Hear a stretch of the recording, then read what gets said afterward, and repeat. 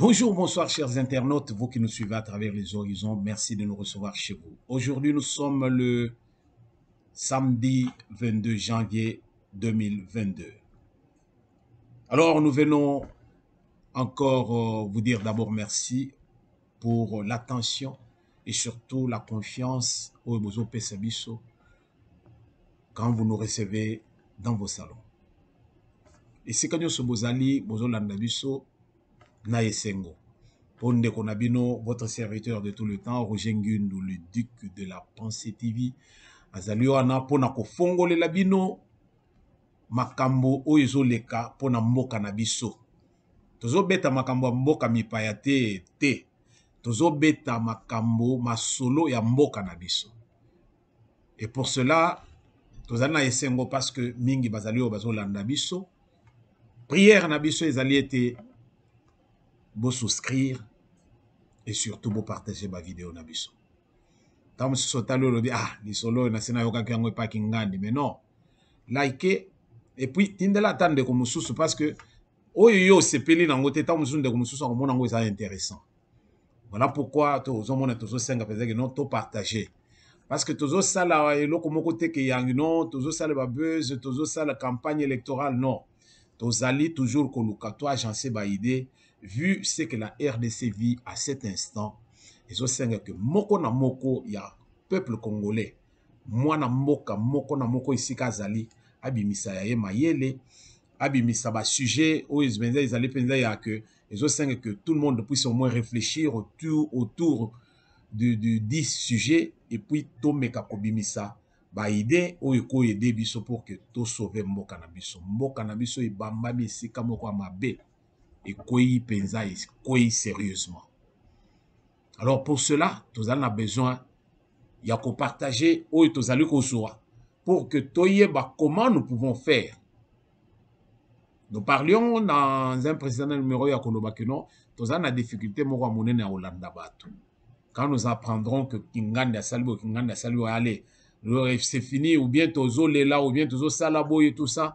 Mais na moya lelo tozana tina tolanda batu te tolanda nde république tolanda batu mais batu oyo bazali batu oyo qui nous amène na nzela ya kobika mais oyo bazo meme biso na kobunga tozana posala bango te. Merci pour la confiance.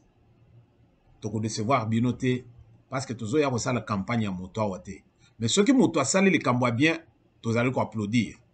Ceux qui asali ya mabe tozali ko déplorer. Yangwa nous sommes pensé que tous allions na bino. Notre titre indique trop bien ici, Jean-Marc Kabound, maître nageur noyé par le pouvoir. Alors tu peux comprendre si koyo masolo oyo beta manamo ya lelo na Kinshasa, capitale de la RDC, Kinshasa ville province. Makambo belé zo le kawana bandeko oyo biso tozo mona oyo bazo la kisebiso na kati ya ba media ezali biloko ya mike mais makambo ya moto eza na se. Alors tozala attentif pour to comprendre o nazo lingana loba na ya ko funda mutu te na ye awo kolinga kotonga mutu te, ça ne rime à rien, ce n'est pas important parce que je ne suis pas politicien, je ne suis rien du tout, que un analyste comme tout le monde, et puis qu'on émettre ba idée pour que to sauver mboka, c'est tout.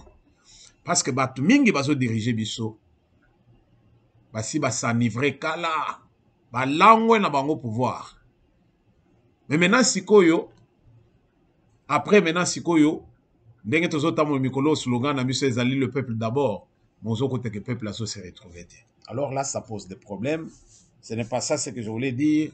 Total en des titres na biso ezoloba nini. Et pourquoi maître nageur yemo tazola kisabato neni na ronager yemo ko sikoyo akomi ko senga secours donc makambo eza ebele. Mais avant d'y arriver, nazo linga to développer eloko moko oyo batu mingi bazali komona te, mais biso ndenge nazoloba biso ba aigle tozali komona musika, alors tozali ko émettre ba son pour que oyo bazali wana balamuka basusumuka ba comprendre que son ya aigle wana elobi eloko. Alors tozwa ba disposition. Bandeko nazoloba likambo ya Monseigneur Ambongo, mokonzi ya Église catholique na RDC. Likambo oyo ezosala pasi na mawa, mais il faut tomeka kubanda nano toyeba Église catholique mosala nango ezali nini penza na RDC. Nous allons faire de l'histoire, ça va un peu nous illuminer, parce que le plus souvent tozali ko embrasser makambo na katikati, mais tozoyeba origine te, alors côté bato bazokende ndezo ya ko échapper biso.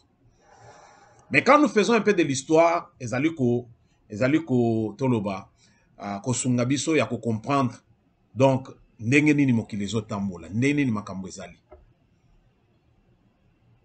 Tango colonisateur aye pa na biso na RDC, toloba na Afrique, mais beaucoup plus na RDC parce que c'est tozoloba na makambo nde ya RDC, toboye ko kende makambo bato mususu. La politique du colonisateur ezali penza que donc amate population ndenge ye akolingela, a orienté ndenge akolingela par rapport ya ba profit o yaye. Mais il s'est fait que ba colonisateur bayaki pambate bayaki na ba oyo tozobenga ba missionnaire. Les missionnaires ezali ba oyo batindaki na roi Léopold II pour que baya mena sikoyo ko faire asseoir pouvoir na bango na ndenge nini anamena la Bible. Alors Bible wana bato basimbaki yango bazaki c'était l'église catholique. Mais tango église catholique ayaki kokuta ba église abakoko na biso. Mais ba église abakoko na biso nyonso wana église catholique atalisaki bato ke non, o nyonso bozo sambela oyo za banzamba bikeko. Biso toyokola kisebino Yesu Masia mobikisi.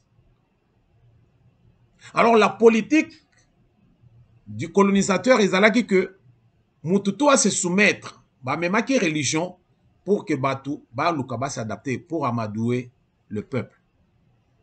Et ça fonctionnait. Ndenge que maintenant là tout le monde qui pensait que non, l'église catholique azaki na contrôle nyonso parce que colonisateur azalaki wana yemoko pende ayaki pe na église wana. Ce qui a fait que na mboka na biso tozalaki na deux pouvoirs. Ou ezali kotambola parallèlement. Tozalaki na le pouvoir colonial et puis tozalaki na pouvoir ecclésiastique. Donc pouvoir colonial ezali siko mindele oyo qui sont dans l'administration et autres. Maintenant le pouvoir ecclésiastique ezali siko ya basango ba missionnaire. Bango bazalaki wana pona kuluka maintenant siko côté ya sango malamu.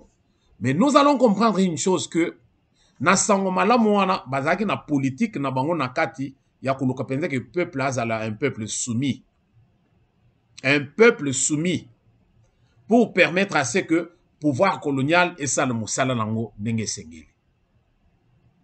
Vous comprenez au moins là où nous allons. Mais avec un peuple qui est souverain, un peuple où bazali ko bunda pepo bazwa liberté. Les années 60 avec Lumumba na discours na yetango a Sengaka na discours alobaka iloko moko ya koloba que nous allons demander à ce que qu'il puisse avoir séparation de pouvoir entre l'église catholique et entre l'église et l'État. Alors ici kawana mutumbutu kotaki muke. Pourquoi? Parce que tout était contrôlé par l'église catholique, les écoles, les hôpitaux, l'administration, biloko ebele, même la vie culturelle. Donc, et pourtant, mission, il y a église. Ezali, il y a gestion des écoles et des hôpitaux. Wana, toko benga les hôpitaux, toko benga, ba œuvre moko caritative. Mais quand nous allons dans la gestion de la chose publique, nous avons l'État, parce que l'État n'est pas coiffé bilokoto. Alors, avec maintenant Lumumba, on a trouvé que non, le rôle de l'Église ne devait se limiter qu'à la spiritualité. Tout ce qui peut faire, c'est que le peuple va qu'il y a un Dieu puissant, c'est lui qui a créé les cieux et la terre, c'est lui sur qui nous pouvons nous appuyer. Mais l'Église n'a pas beaucoup plus digéré ça. Et ça continue maintenant quand l'Église, l'État, Kasavu Bakoti, Lumumba Bakoti s'est imposé, ce qui a fait que Lumumba et Mobutu Pe avec ceux qui ont commencé comme Malula et autres, Bazaki toujours dans Mbutu. Pourquoi? Parce que Malula voulait que Yé Abandoko chapeauté Biloko Ebele. Alors Mobutu a le dit non, c'est moi le chef ici. Toko Zalala Mboka Moko avec deux pouvoirs, non. Alors Biloko Kongo continue à Kindengoana. Mais à l'heure actuelle, nous devons comprendre une chose. Et ça lui pensa que donc l'église doit normalement kozonga na nzela na ye ya kuluka batu ba ye banzambe batu batika banzela mabe batu ba bongwana batu ba changer bizaleli na bango mabe ya kozala ba criminel kozala ba voleur kozala ba détourneur et autres. Mais tout ça a kokuta que église bango kutunde bazo boma. Pour les lecteurs de la Bible, bazo loba que le diable est le père de mensonges. Le diable, c'est le père de mensonges. Imaginez-vous motuloko la ambongo. Oyo azali episco. Oyo ya mboka na biso. Mokonzi ya église catholique na mboka na biso.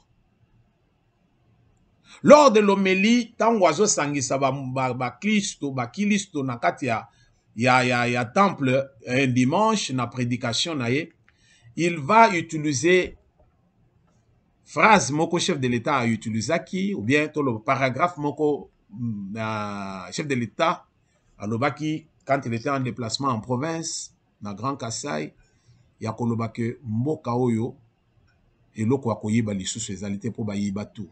Mboka oyo basiba esi kufa. Biso toyo koyiba te, biso toyo koyede mboka etelema. Non. Ambongo asuki wana te alobi mais comment ye chef de l'État ko kende koloba que mboka ekufa et pourtant yako akoki ko yakoloba bezenge non mboka ezali ko tamo malamu te tozolinga to ressusciter yango mais effectivement Félix Tshisekedi n'avait pas de raison de dire que mboka ekufa te mboka na biso ekufa bakunda. Maintenant tokomi ko sala prière penza ya ko benga ba milimo ya bakoko. Milimo ya bakoko kolelela nzamba ya bakoko na biso pour que non to exhumer RDC puis to ressusciter yango. C'est ça le message du chef de l'État. Mais tala eloko mbongo azo mema. Azo kende koloba non mboko yo ekufi nango ekobongaka nango te. Alors mboko ekufi. Alors il est allé au-delà même de ce que le chef voulait dire. Et quand il a prononcé ça, disciple, c'est qui? Donc, vous voyez que nakati penza ya église, mokonzi ya église, azo mema lokuta sur la chair. Ce qui biso ba prédicateur, to komi koleka sur la chair pour amener le mensonge, ou bien pour koluka penza que ko amuser galerie, pour batu ba seka ba sepela. Alors na yebi kote tozo kende te. Quand nous allons à l'église, nous devons respecter ce secteur wana toloba, lieu wana. Quand nous sommes dans l'église, on ne va pas pour jouer, non. Mais nous avons trouvé Ambongo vraiment, en tout cas, il est descendu trop bas, Ambongo. Charisme otomona na Malula. Charisme otomona ki na Monseigneur Mosengo. Charisme wana ezangi penza na ndeko na biso Ambongo. Ambongo c'est un comédien. Alors, un comédien, je n'ai pas d'autre mot. Biloko azo sala, différence avec na clown ezate. Mais na kati ya église. Et quand on va sur la chair, pona okendo ko lobama solo ndenge wana ko bana ko kosa. Alors, ezola qui s'appelle donc c'est une bassesse ou bien ezali ko zanga mateya ou bien ozali na motema mabe ou bien ozo sepela na mutu wana te mais soko ozo sepela na mutu te mutu lokola ngai so na sepela na yote na oyebso ndeko ngana sepela na yote par rapport à ceci. Par rapport à cela. Mais yo ozo sepela na mutu te okomi bisika to ozo leko ozo tchabambwakela. Mais alors, il y a quelque chose qui ne va pas. Félix Tshisekedi, il est le chef de l'État. Il est le chef de l'État. Bande koto kende pa tozonge pa biloko mususu penza en tout cas il faut to solo lango penza na ndenga bien. Ngai nazali contre l'église catholique te. Mais nazali contre bato bazo gérer église wana. Et loko nazo loba oyo, je ne suis pas le seul. Il y a koloba penza que non, Ambongo est allé à côté, il est allé trop loin. Parce que même Monseigneur Moussous na kati ya RDC, bazo sepela na comportement ya Mbongo te. Voilà combien on l'a humilié ici à Keya, on en a paroisse oyo awa. Urgence, ce que l'on il fallait pas que nous ça la commis. Basango à côté qu'on a bakangé ba porte nyonso.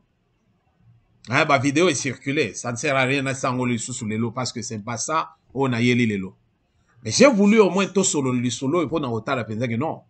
Biso batu tozo landa banganga nzambe ya modèle wana soko za na nganga nzambe ya modèle wana yebela tu es à côté parce que ce qui est moko azoya na lukuta par rapport à eloko oyo batu to bazo landa na ba vidéo ezali azoya ache mungwa na ache bandembi na na ndenge na ye, ce qui veut dire que il n'est plus dans le vrai. Vous savez que dans ozo ça la phrase au tche virgule ezali na connotation mosusu au tche point et comme na leka mosusu soko tche point virgule ezola ki se loko mosusu soki ezangi e ya conjonction esali pe eloko mosusu isusu. Donc toki sikoyo mokonzi ya église azoya amemi information ndenge ezali te, c'est que information wana e perd d'authenticité nango, c'est-à-dire originalité nango et s'effacer et comme sikoyo ba sujet moko ya aneri.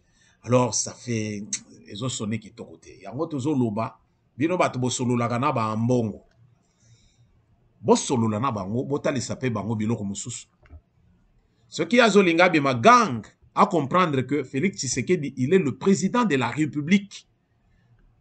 Alors ce qu'on a Brazzaville oyoka te que l'église catholique ezali contrepoids na pouvoir en place, non. Ce qu'on a Rwanda kutuwa na kutuba boma bango ya boma.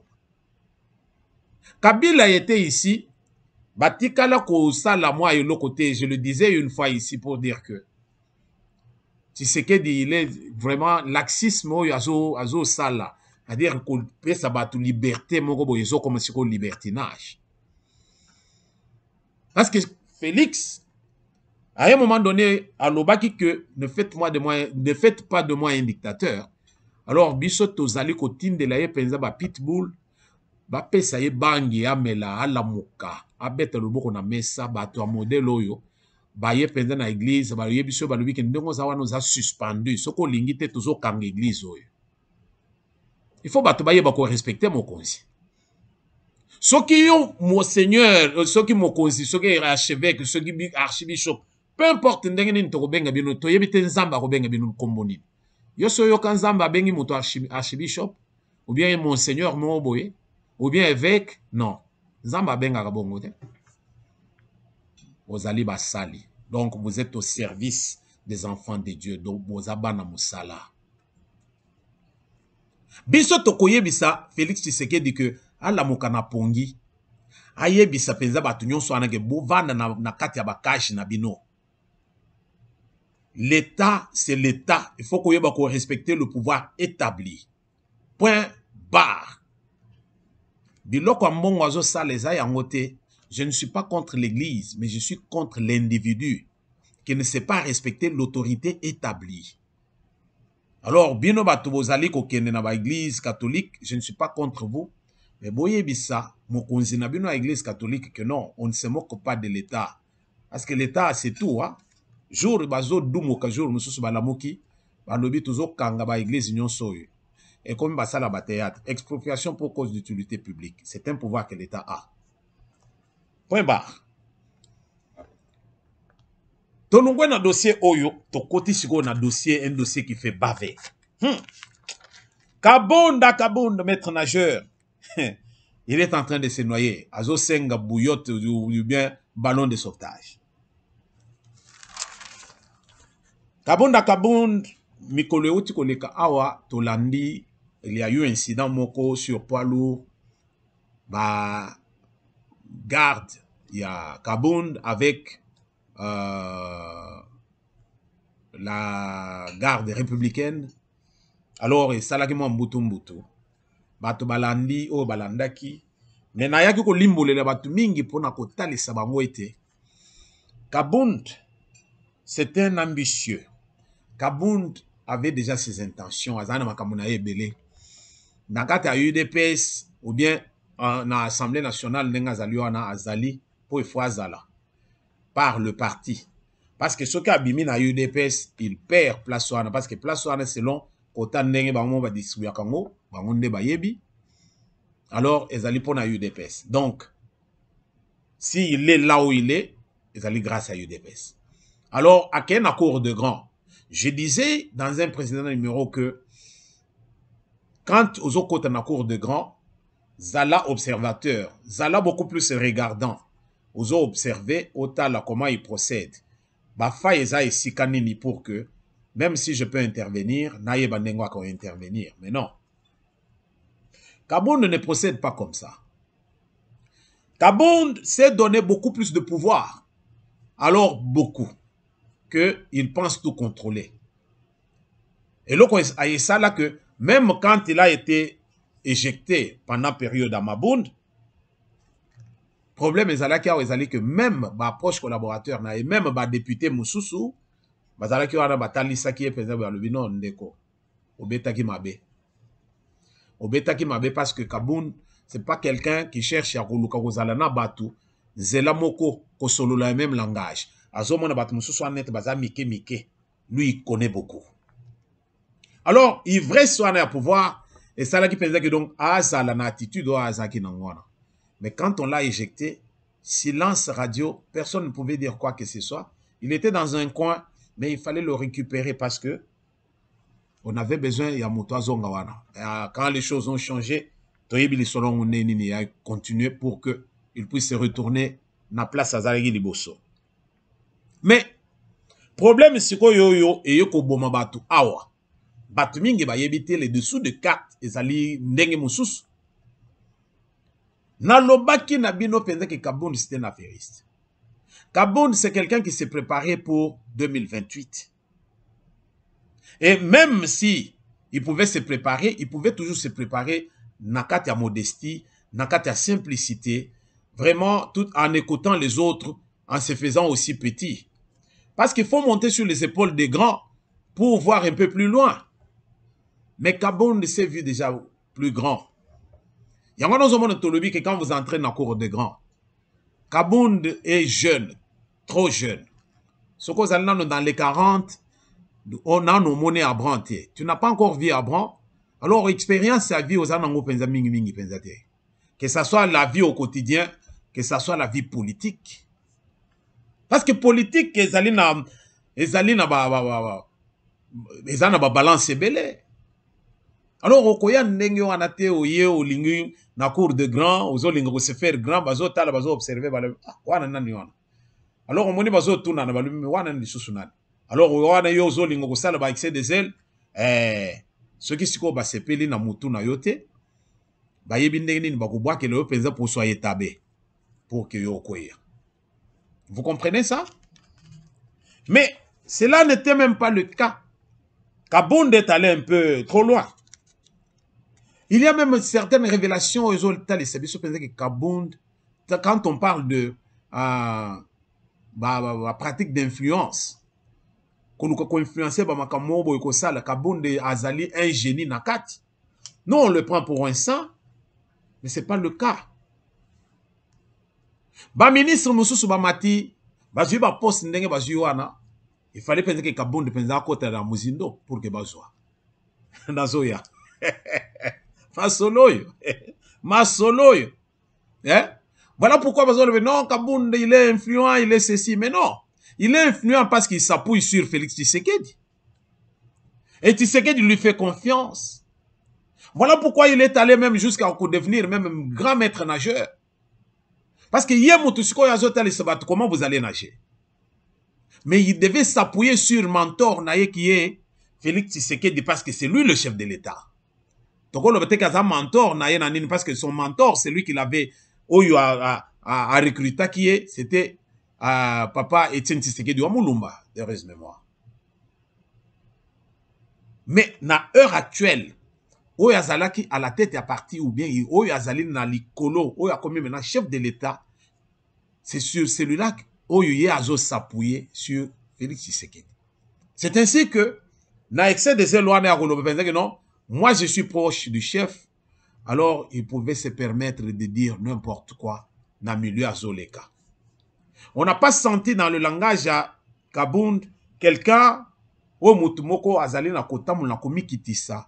Ya kotamu la koyeba que je suis un homme d'État. Il faut naïba comment me comporter. Non. Tokoti barbarie. Barbarie, pourquoi? Parce que expérience, ces alénas notés. Kabund n'est pas expérimenté. Il y a les gens qui sont expérimentés, les chauvins de la politique basaliana, mais qui ne sont pas utilisés. Parfois, on les ignore. Tozo linga ke non biso totelema biso tozana no ba jeune biso tozana no boy. Donc biso sikoyo ba suki esili na mutu moyen ba utiliser biso ezalité, mais non. L'erreur. Une erreur. Pourquoi? Parce que et pas ina biso ba lobaka. Nzungu akala babwaka kango te po yango nde sala supa kitoko.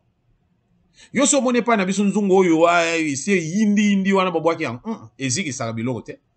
Mais nzungu ya sika bozo somba eziki sala biloko. Donc pour dire que bato akala wana bayebi ndenge nini politique etambolaka. Bayebi où se trouvent les ficelles sensibles à retirer. Bayebi. Ceux qui balingi ba matisa yo bakosunga yo pe ba pesio ba bolo mati. Ceux qui pe balingi ba kule yo bayebi ndenge nini bakokule yo. Donc il faut aussi qu'on se réfère na batouana, qu'on senga conseil na bango pona koyeba otambola. Mais Kabund, loin de tout ça, à mon avis que il était à la hauteur. Vous voyez? Donc Kabund turbulent, il ne sait pas contrôler ses émotions. Le lot, ça lui coûte, c'est ce que ça lui coûte. Parce que il est allé trop loin, Kabund. Il a fait ses déclarations. Il a sali tweet naïe. Alors, de son propre gré, disant que non, lui, il va démissionner. Et quand il a fait ça, à sali en absence, il y a chef de l'État. Oh, le chef de l'État, oh, il a payé confiance, oh, il a payé même direction, il y a l'église. Si ce n'est pas l'église, excusez-moi, la direction du parti. La direction du parti, Namabokoya, Jean-Marc Kabund. Ce qui veut dire que c'est l'homme de confiance du chef. Mais maintenant, tant que Jean-Marc Kabund, Azoloba, que moi je démissionne dans l'Assemblée nationale, est-ce que l'Assemblée nationale a un problème? Non. Ce qui veut dire que ce qu'on a dans l'Assemblée nationale, c'est que n'a participé aux Olungo. Parce que parti de Tchiyokuna. Alors, ce qui est aux Olungo, c'est que aux Olungo peut kotoy. Non, ce n'est pas vraiment trop bien pour un leader politique. Kabund a un blocage contre ceux qui veulent travailler dans le noir. Batumingi oyo bazali na kati ya rouage même ya chef de l'État, même na kati ya parlement, batumingi bazali qui sont vraiment dans le noir. Bazo travailler pour na mabumu na bango. Quand bien même slogan ya UDP c'est que le peuple d'abord, au slogan c'est que donc tout le peuple congolais oyo a sepeli nango, ya kota le penser que non, c'était le souci. Il y a Sphinx. Papa Etienne Tshisekedi, il y a que le peuple d'abord. Oyo ba leki na idéologie ya Etienne Tshisekedi, bazaba tumoko o bayinaka moyibi, o bayinaka détournement, o bayinaka tout ce qui est immoral.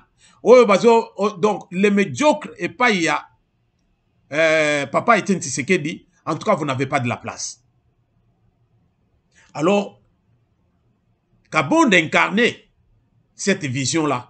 Il y a que non batunyo so yo bazo tambo la penza na biloko ya modèle wana. ye azali kodénonce et bango sikoyo bazali kosepela pe na ye te ya komona pezaki non moto oyo tala sikoyo ape na matia donc abandi komonela biso mais ils l'ont combattu aussi mais Kabund il est resté na excès des ailes na ye alors aujourd'hui cette déclaration qu'il a eu à faire est discréditée ye moko donc moto poussé était ndenge tozo yoka partout non UDPS bazo pousser ba professeur mususu oyo bazali wana ba na kati ya UDPS bazali ko pousser Kabund pour qu'il a démissionné mais non quand Kabund avait pris cette décision il était seul. Moi je ne veux pas dénigrer Kabund mais nazo sepelande na etamboli na été parce que expérience azali nango te. Expérience azali nango penzate.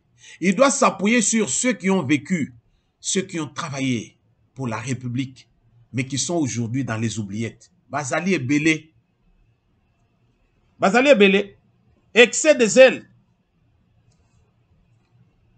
Quand bien même Kabund était un maillon fort, mais aujourd'hui, un maillon fort dans l'UDPS, même dans le Parlement, même dans le gouvernement, il était influent. Mais aujourd'hui, Kabund a mis l'eau dans son vin. Il a mis l'eau dans son vin, bande kumakambo ezaye belé. O ezali penza que ceux qui toquent penza ko kundula nyonso. Tozo yebate nous allons dépasser. Et puis hier moko boye ceux qui tokomi penza tozo ça l'émission à 2 heures. Beaucoup, en tout cas beaucoup lemba, beaucoup l'année juste malamte. Mais nous allons un peu trop vite pour dire ceci. Kabund, l'isolo oyekoi, y a que Kabund lelo, il est entre le marteau et l'enclume. Kabund est en étau. Likambo ya Kabund est en étau, c'est Kabund lui-même. Kabund a goûté na pouvoir. Kabund lelo a commis siko na excès de zèle. Alors Kabund il se croit tout permis. Kabund est compté contrôler aussi bien le Parlement que le gouvernement. Donc excès de zèle moko penza en tout cas démesuré. À telle enseigne que il est allé trop loin. Mais Kabund ba yeko simbisa touche. Balingi batala. Yo solo bo bananga ba yibakate o bananga ba yibakate. Est-ce que yo so tanda piège na bana na yo potale so ba yibakate? Tika moi l'art soko ko ya okutango lobi ndenge ezalaki. Chaque fois otika kama mipiko l'art. O izo ya o yebi ndenge otika ki yango soko zo observer bien. Okotala penze jour moko yo compter ti otale le na moni bien moko ezate. Au fil de temps, on a réalisé que non, ban na peut ba yibaka. Mais ceux qui ba yibaka te, on ne peut que ba yibi na bangote. Mais on a tendu piège na Kabund, qui était l'homme intègre. Mais on est allé battre piège boy, ba côté penser que non, Kabund est faillible, il est comme tout le monde. Il est pas coquille qu'on plonge. Bande est-ce que tu veux comprendre le qu'on a zoloba. C'est-à-dire que Kabund va boire qu'elle est peu Hamson à mordre penza. Mbisi ya munene. O penza que donc pêche à la ligne penza boyozo ko kate. Il faut penza baya na ba filet pour ba tombo la penza mbisi wana penza et puis il faut et ça la penza que non bateau de pêche pour ba matisse sans quoi mbisi wana ko matate. Kabund est tombé na kati ya piège na ndenge penza que donc Kabund ba miroiter ye batalise mais non. Masolo ezali a oyozo lala. Na ndenge ezali a penza bo bakari minier yango. Yo lobi nini parce que batu mususu oyo bazali penza na kati ya gouvernement bazali batu ba se retrouver na ba poste clé wana par l'influence ya Kabund et na kati ya règle ya redevabilité comme nous pensons que motu soka sa a rendre service à ndenge wana moko boye il faut pe ofungolele ba porte mususu alors tous ces gens là qui savent comment voler alors batandrier pe loboko ba lobi non yo pe simbawa talo salabi sobolam. On parle des ministres tels par exemple Tony Mwaba. On parle de Selo. On parle de Madame Oyo qui est ministre Yamine. Hein? Madame Antoinette Nsamba. Madame Antoinette Nsamba. Complice ya Kabund. Masolo yo boso yo kapenza ki bitumbe bimagi na poa lourwana. Non. Goutte d'eau. Oyo esali penza ki vase penza. Et panza na kutu. Kabound avait déjà un problème. Voilà pourquoi Kabound azali koluka ndenge nini penza siko ya ko se libérer pour azala un peu à l'écart. Mais likambo ya monene ezali nini? Kabound est dans les mines. Ba pesa ki ba carré minier et il est dedans, il est en train de travailler, il s'est fait de l'argent dans ndenge moko bokoboya, c'est une affaire de millions. C'est une affaire de millions. Et cette affaire de millions, le solo est remonté, chef américain ko boaka sikoyo ba émissaire naye, ba yeli ba information exacte de sources sûres que Kabound a plongé et il a vérifié. Voilà pourquoi rumeur aux tambolé que non, Kabound a tout fait pour accoter le chef de l'État, mais le chef de l'État ne lui a pas permis, de s'approcher, ne lui a pas permis qu'il puisse akenda kota nanaye. Pourquoi? Parce que le chef s'est senti humilié. Le chef, donc, a moni penzegino bakati na makolo. Otoro baka, obakinga mai na makolo. J'avais placé ma confiance en toi. Pourquoi tu peux faire ça pour nous déstabiliser pouvoir oyo bisumoko tozali nango? Nous nous sommes battus pour ce pouvoir. Lelo, moi, cheval de bataille nanga ezali contre la corruption, contre le détournement. Lelo Kabound a koti nakati, yemokope pris la main dans le sac. Bandeko, est-ce que tozolanda? Et là, on a zoloba oyo, et kendo ko vérifier, ce que moni penza ngana zo kosa, ozongelinga. Bato mususu bazo loba bazo mimisa même ba raisonnement mususu ya koloba, oh non, vous savez, bazali ko discréditer Kabound parce que bazo sepela na yete, bazo linga penza ki ngani mususu azala la tête du parti, tout ça. Bien sûr, combat wana ezala nango bandakala. Pourquoi ba créaka poste wana ya président AI? Alors, il y a de ceux, comme Paul Tshilombo et autres, au bas sepelate. Mais qu'à cela ne tienne, Kabound est toujours là. Na batwa na balia ki sikamoko. Mais le problème qui est sur la table du chef de l'État, et ça li kamwa Kabound, nakata bakare minier. Nakata bakare minier. Donc, batu oyo, Kabound, pour qui Kabound abundaki? Abundaki pour que batouana bazwa ba poste ya bien. Alors batouana basungiye. Moutou penza oya yo aider maintenant pour que bena mata. Hein? Oya oya aider penza mata. C'est Madame Antoinette Nsamba. Yé penza donc alobi non, yé moutazali ministre Amine. Donc a fongolele ba porte alobi li solo yangoy, olobi nini. Alors Jean-Marc a plongé. Donc pour dire tout simplement que Félix est en train de se battre, comme je disais ici. Ba poignonso na mapeka. Ba tunyonso ba matelier que moyen kuto atambola ezalité, moyen telema ezalité. Bazo linga ba enfoncé dans sa politique. Aye na ba ide na ya bien pour na kosunga mboka. Mais bato bazo autour de lui et l'autre côté. C'est là où je retourne pour dire moi-même personnellement, nakata banalise nakoya sima, mais avant d'y arriver. Mal en point, donc la rupture entre, mal en point je disais, la rupture entre Kabound et Tshisekedi, c'est vraiment, c'est une rupture qui est consommée. C'est difficile, bazana sur un point où ils allaient penser que non, bako zonga li sous-souté baya retravailler.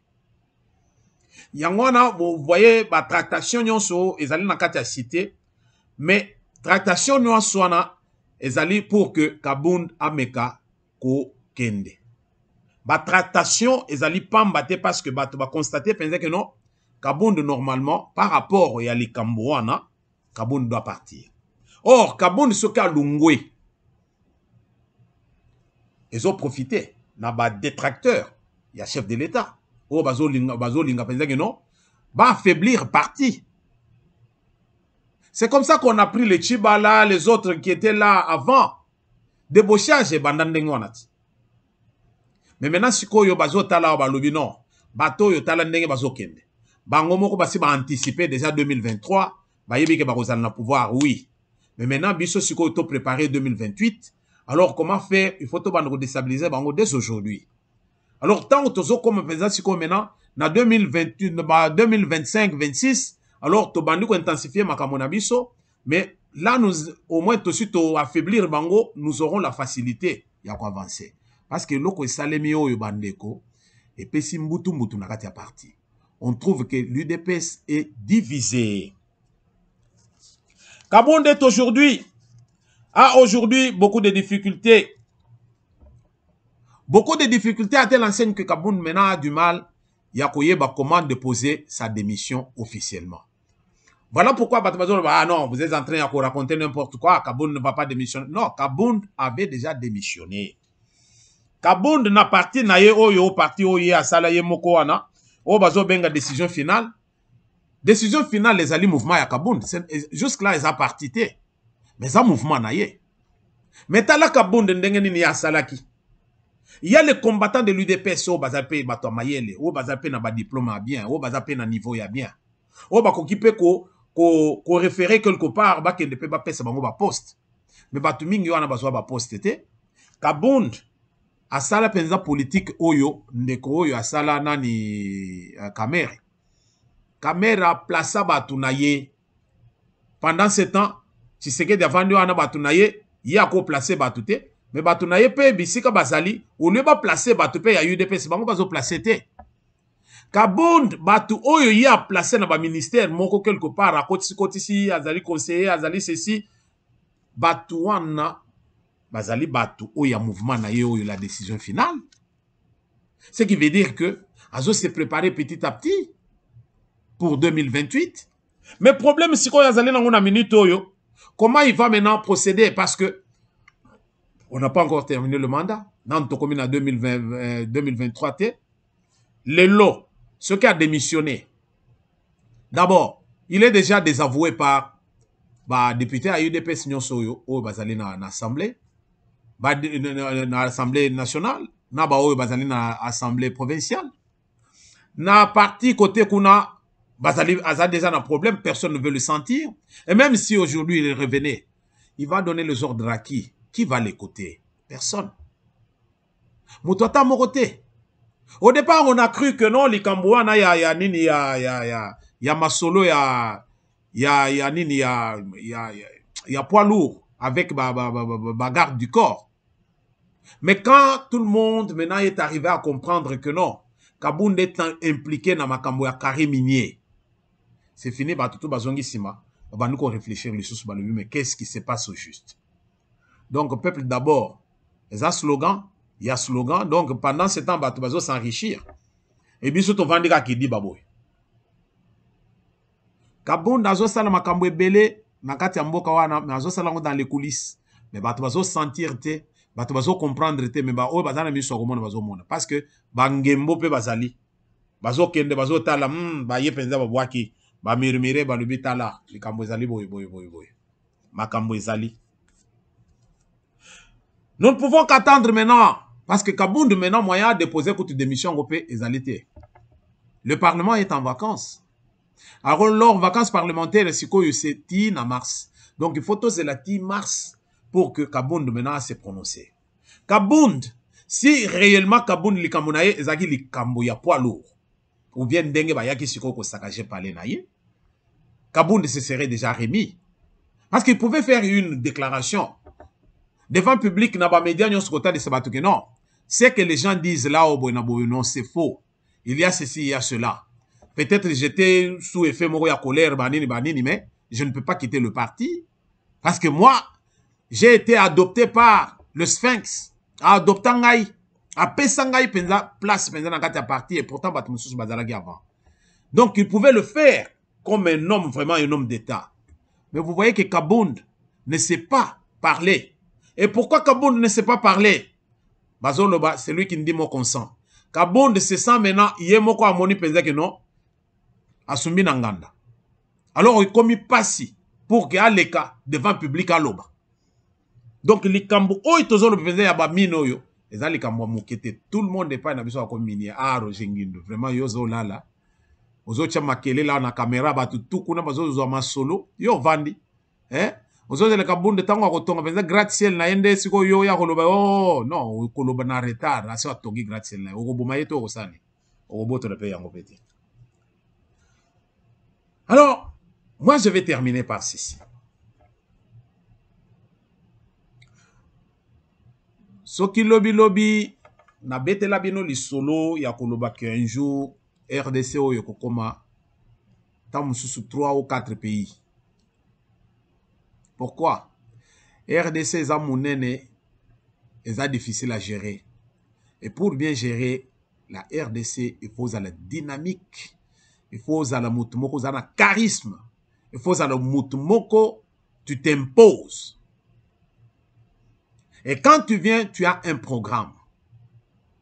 On dirait que l'UDPS, tant qui lutte, il y a cause au pouvoir, c'était juste pour prendre le pouvoir, mais il n'avait pas un programme.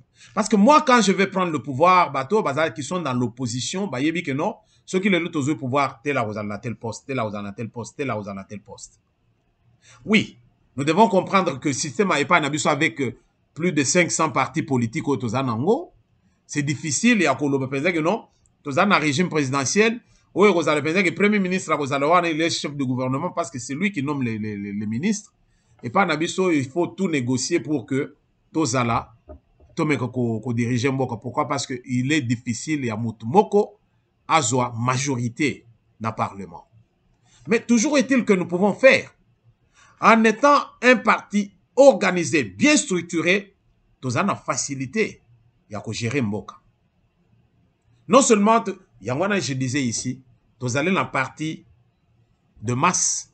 C'est toute la population qui est dans l'UDPS. Presque. Partie de masse. Mais est-ce que nous avons des cadres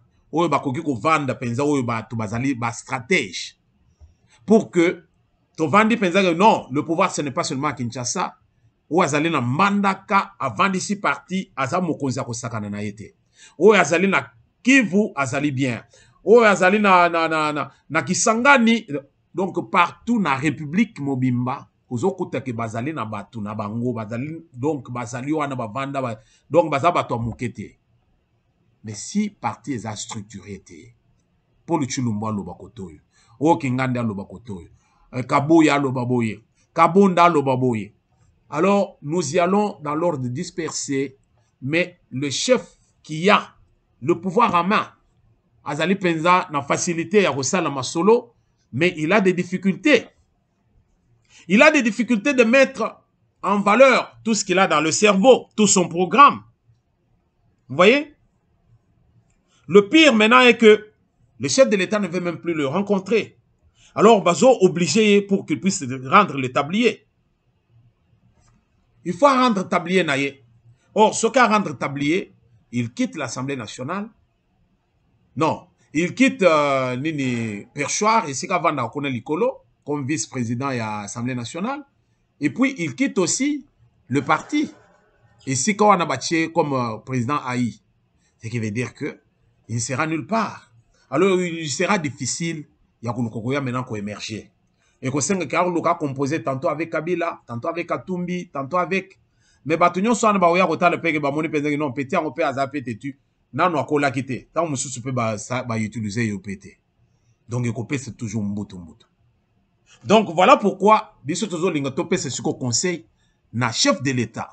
Ye mutu azali commandant suprême, ye mutu azali mokonzi ya mboka. Il peut réunir ba major na ye. Il n'est plus président de l'UDPS na minute. Il est le président de la République. Mais encore réunir état-major na ye nyonso. A lobby un mot. Et de deux, a pesi bango ba consigne pour que ba ye bandengini ni a gérer ma solo. Quand le père laisse ses enfants s'entretuer, il n'est pas un bon père. Mais quand le père sait donner de l'ordre, et ce qui ordre a suivi, c'est qui veut dire que nanda qu'on a eu des ordres de la libella. Yango na biso tozo senga na mokonza mboka, azongi sa ordre à réunir état-major na yenyonso, apesa bango discipline. UDPS bazoke dans l'ordre dispersé, UDPS bakosalaka musala malongate, Et lobby, ceux qui pensaient Félix Alungwe, il sera difficile. Il y a UDPS un jour à Bundalissus pour Azwa. Lutte ya UDPS, eza lutte ya Mukete, babanda le lote, babunda des années et des années. Et to lingate que le lobandeko, UDPS à peine a eu pouvoir, lobby, bokei, na garage, batmusus bazui. Et pour cela, c'est aujourd'hui qu'il faut mettre les cartes sur la table, des personnes stratèges. Qu'on utilise même bateau à Kala, même bateau à période à Kassavubu qui sont encore vivants, même bateau à période à Mobutu qui sont encore vivants. Veuillez les utiliser. Mais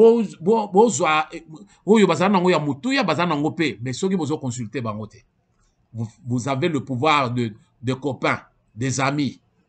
Alors, ça ne sera que la médiocrité qui va continuer. Et là, c'est fini. Jour Félix Azolungwa, bye bye, UDP ça vous aura le sous pouvoir. T. Retenez ce que moi je vous dis, parce que biso tozali ba aigle. Ceux qui n'ont pas T. Ngai nazo mona musika ke bato ebele et puis bato mingi ndenge nazo lo boboy. Ba yebi penza ke loko na lobi oyo ezali solo. Alors, ceux qui UDP c'est le loba s'organiser T. Après départ, il y a Félix Tshisekedi Alungwe Penzana à la tête de la République. C'est fini, c'est fini. UDPS Namai. C'est aujourd'hui ou jamais. Il faut battre le fer tant qu'il est chaud. L'aigle a parlé. La voix qui parle, qui crie dans le désert. Roger Nguindou, le duc de la pensée. Merci de nous avoir suivis, Balandi. Et c'est mon abisso, ezali aketo kabola kaboye. Les solos, tous zaki nango, ezali to comprendre que maître nageur na minito yo, ayebite ndenge na kobwaka loboko parce que e baleleki munene. Alors il est en train de se noyer. Alors ezali pas simingi. Donc botinda babuyote sans quoi ndekwazo kufa. Merci de nous avoir suivis. Tokutani na prochain numéro. Que l'Éternel nous aide à aller de l'avant. Tolobate que l'Éternel bénisse la RDC parce que tous allez bénis. Mais seulement nous sommes des fainéants. Merci. À la prochaine.